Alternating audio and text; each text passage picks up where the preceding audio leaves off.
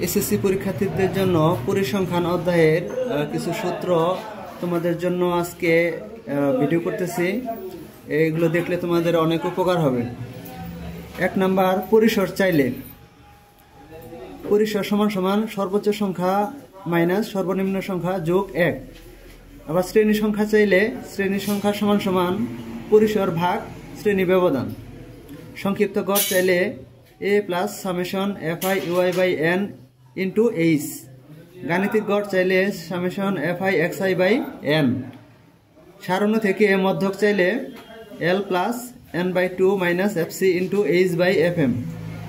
সারণ থেকে প্রচুরক চাইলে l plus f1 divided f1 plus f2 into h।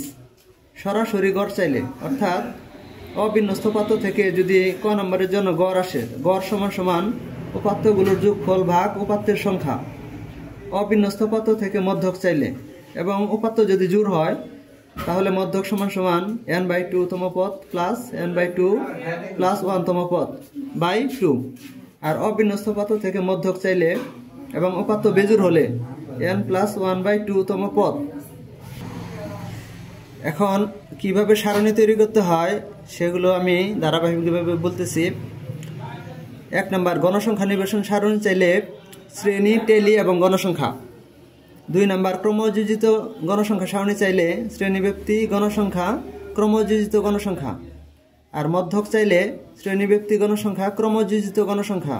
প্রচুরক চাইলে শুধু শ্রেণীব্যাপ্তি এবং গণসংখ্যা।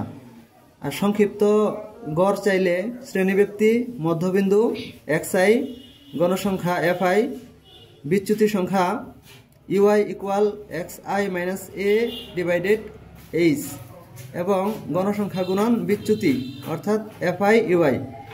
গাণিতিক গড় চাইলে শ্রেণী, মধ্যবিন্দু xi, গণসংখ্যা fi, মধ্যবিন্দু গুণন গণসংখ্যা।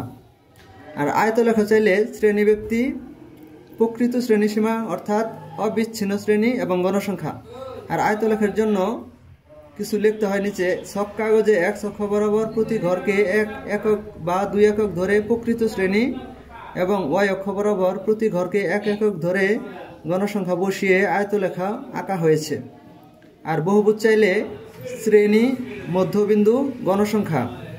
আর বহুভুজের জন্য লিখতে হয় ছক কাগজে 1 অক্ষ বরাবর প্রতি ঘরকে 1 অথবা 2 একক ধরে মধ্যবিন্দু এবং y অক্ষ বরাবর প্রতি ঘরকে 1 একক ধরে গণসংখ্যা বসিয়ে বহুভুজ আঁকা হয়েছে। আর অজীব রেখা চাইলে শ্রেণীব্যাপ্তি, গণসংখ্যা, ক্রমযোজিত গণসংখ্যা। অজীব রেখার জন্য যা লিখতে হয় ছক কাগজের 1 অক্ষ বরাবর প্রতি ঘরকে 1 একক ধরে শ্রেণীব্যাপ্তির উচ্চসীমা এবং y অক্ষ বরাবর প্রতি ঘরকে 2 একক ধরে ক্রমযোজিত গণসংখ্যা বসিয়ে অজীব রেখা আঁকা হয়েছে।